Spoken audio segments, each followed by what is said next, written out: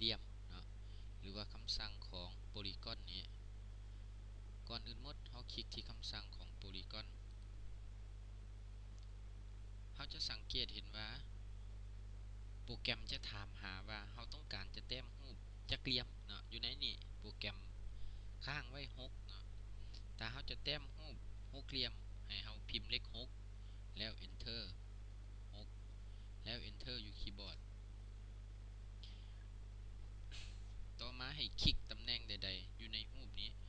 เพื่อทำการแต้มนะคลิกอยู่ที่โปรแกรมจะถามหาว่าเราต้องการจะแต้มรูปแบบใดเนาะระหว่างแบบตัว i และตัว c นี้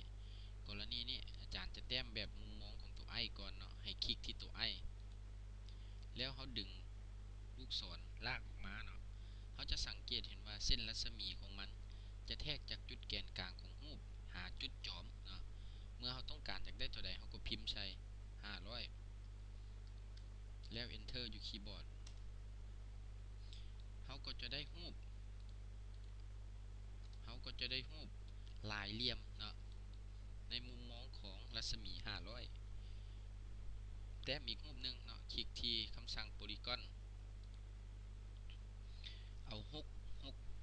มุมคือเก่าเนาะ6แจคือเก่าพิมพ์6 enter คลิกที่จุดใดๆก็ได้เนาะเพื่อทำการแต้มรูป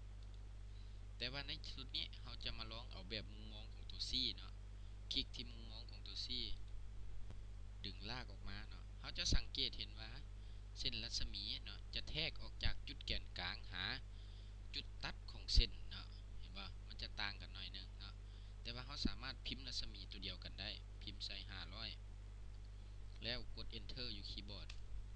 เขาจะสังเกตเห็นว่ารัศมีค่าเท่ากันแต่รูปของเขาบ่เท่ากันเนาะอันนี้เป็น